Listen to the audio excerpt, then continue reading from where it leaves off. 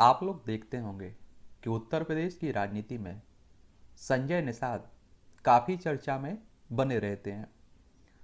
तो आज हम लोग इनके बारे में एक सामान्य चर्चा कर लेंगे, इनके बारे में जान लेंगे। लेकिन आप लोगों को एक क्लियर पता होना चाहिए कि देखिए संजय निषाद, इनकी जो पार्टी है ये आप देखते हैं कि जाति आधारित पार्टी है, आप सभी जानते हैं। और इस तरह की जो जाति आधारित पार्टियां होती हैं वो इतनी मजबूत नहीं होती हैं कि अकेले चुनाव लड़ें, किसी से गठबंधन ना करें तो ये कोई अच्छा खासा विधायकों को जिता सके। ऐसा कुछ नहीं रहता है।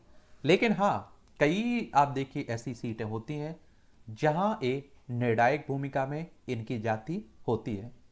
और इससे क्या होता है कि ये जिस भी पार्टी से गठबंधन करते हैं उस पार्टी को भी फायदा हो जाता है और इन्हें कुछ सीटें मिल जाती हैं, तो इनके भी कुछ विधायक बन जाते हैं। ठीक है, कुछ पिक्चर्स देख लीजिए आप लोग। ये संजय निषाद, ये इनका परिवार।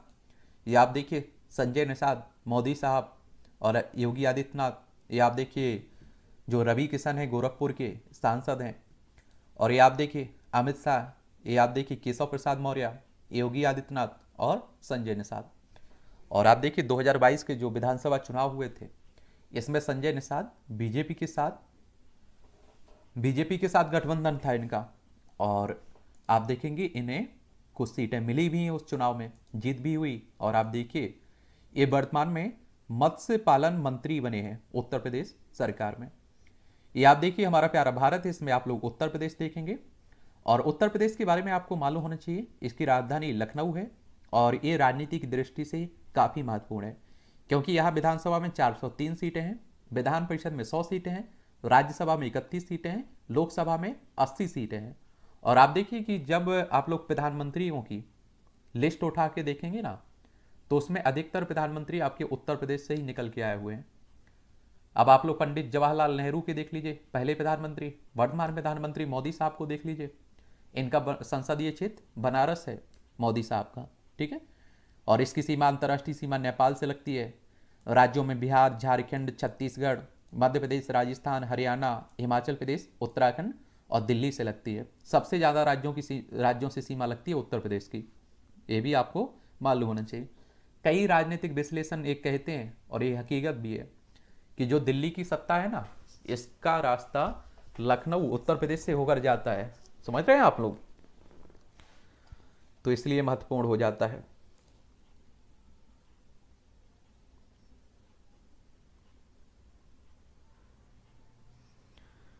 चलिए अब देख लीजिए, इनका नाम है डॉक्टर संजय निषाद और 7 जून 1965 में इनका जन्म हुआ था। और डॉक्टर भी हैं और नेता भी हैं। और निषाद पार्टी इनकी राजनीतिक पार्टी है। साल 2002 में उन्होंने Purvanchal medical electro homeopathy association का गठन किया था। डॉक्टर संजय इसके अध्यक्ष थे। पर आप देखेंगे 2008 में इन्होंने all India backward and minority welfare mission और शक्ति मुक्ति महासंग्राम नाम के 2 संगठन बनाए थे। और इन्होंने 7 जून 2015 को गोरखपुर से सटे सहजनवा क्षेत्र के कसरावल गांव के पास निषादों को अनुसूचित जाति में शामिल किए जाने की मांग को लेकर रेलवे ट्रैक को जाम किया था। और यहीं से आप देखिए चर्चा में आए थे संजय निषाद। निषाद पार्टी की स्थापना 2016 में होती है। और निषाद पार्टी का मतलब निर्बल इंडियन शोषित हमारा आम दल है। और निषाद पार्टी को निषाद, केवट, के बिंद, मल्लाह, कश्यप, माझी, गौंड अन्य समुदायों के सशक्तिकरण के लिए बनाया गया था। और जिसके पारंपरिक कारोबार नदियों पर केंद्रित होते हैं, नाविक और मछुआरे होते हैं। पार्टी की पहचान मैरून टोपी और झंडे से होती है। और आप देखेंगे 2017 में आप देखिए निषाद पार्टी ने 2017 की यूपी विधानसभा चुनाव में पीस पार्टी ऑफ इंडिया, अपना दल और जन अधिकार पार्टी के साथ गठबंधन में अपनी पार्टी के 100 उम्मीदवार सदस्यों को उतारा था, लेकिन इसमें से कोई जीत नहीं सका था। 2018 की गोरखपुर लोकसभा सीट पर हुए उपचुनाव में समाजवादी पार्टी ने उन्हें उम्मीदवार बनाया था।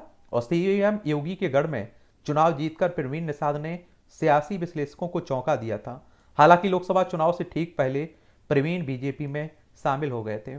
और वहां भी ऐसा माना जाता है कि देखिए समाजवादी पार्टी का सहयोग मिला था, इसलिए चुनाव जीते थे।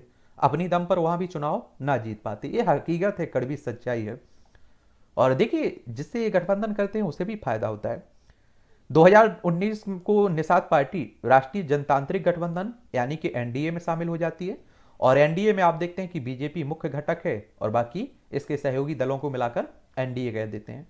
और जिसमें प्रवीण कुमार निषाद भाजपा के टिकट पर संत कबीर नगर निर्वाचन क्षेत्र से चुनाव लड़े और जीते भी हैं।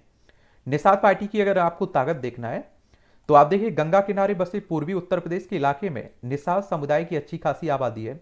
2016 में गठित निषाद पार्टी का खासकर निषाद केवट मल्ला बेलदार बिंद बिरादरियों में अच्छा असर है।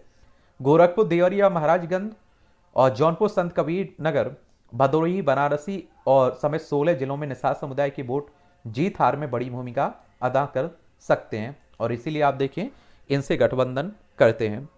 और आपको मालूम होना चाहिए कि अभी संजय निषाद 2021 में आप देखेंगे इन्होंने विधान परिषद का चुनाव जीता था और उत्तर प्रदेश विधान परिषद के सदस्य बने थे। और दूसरी बार आप देखिए योगी आदित्यनाथ जब मुख्यमंत्री बने तो इन्होंने क्या किया है, इन्होंने आप देखिए कि कैबिनेट मंत्री बने हैं। और इनसे एक विवाद भी जुड़ा है। 29 अप्रैल 2022 को संजय निषाद ने मीडिया को एक विवादास्पद बयान दिया था जिसमें उन्होंने दावा किया था कि जो व्यक्ति हिंदी से प्यार नहीं करता वह विदेशी या विदेशी शक्तियों से जुड़ा हुआ है और हिंदुस्तान उन लोगों की जगह नहीं है जो बोलते हैं नहीं है हिंदी, उन्हें यह देश छोड़कर कहीं और जाना चाहिए। उस समय भी काफ़ी चर्चा में रहे थे। इनकी क्या मांगे हैं? संजय निषाद की सरकार से 6 बड़ी मांगे हैं। हर जिले में हर जाति के लिए कोचिंग सेंटर तैयार हो, निषाद राज और राम गले मिले तो दुनिया में शांति हुई, इसे पाठ्यक्रम में शामिल किया जाए। गरीबों के लिए बैकलॉग की व्यवस्था की जाए, आर्थिक आधार पर बैकलॉग से पद भरे जाएं। और आप देखेंगे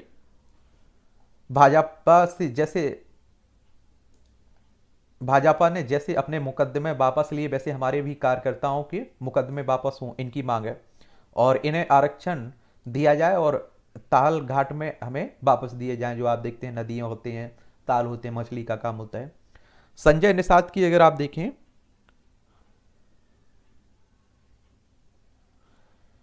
किताबें हैं लिखी हैं। संजय ने खुद एक पुस्तक निषादों का इतिहास और दूसरी भारत का असली मालिक कौन नामक किताबें लिखी हैं जिसमें उन्होंने निषादों का इतिहास लिखा है ताकि व्यवस्था और राजनीतिक परिवर्तन हो सके इनका। और 2022 में जो विधानसभा चुनाव हुए थे ना उत्तर प्रदेश में, इसमें इनकी पार्टी को निषाद पार्टी को 6 सीटें मिली थी। 6 विधायक इनकी पार्टी के बने थे। तो ये भी आप लोग याद रखिएगा। आगे इनका क्या भविष्य रहता है, किस तरह से चुनाव जीतते हैं, कौन कौन से पद मिलते हैं, ये तो आने वाला वक्त ही बताएगा। और इसके लिए सबसे अच्छी बात रहती है कि आप लोग कम से कम एक न्यूज़पेपर फॉलो करते रहा करिएगा, पढ़ते रहा करिएगा, ठीक है। और वैसे भी आजकल तो आप लोग सोशल मीडिया साइट पर भी उपलब्ध हो चुके हैं, तो आप देखिए कि यहाँ से भी आप लोग काफ़ी लोगों के बारे में जानकारी इकट्ठी करते रहते होंगे। चलिए, और किसी के बारे में बात करनी हो तो आप लोग बताइएगा, उसका भी नाम हम लोग उसके बारे में भी जान लेंगे।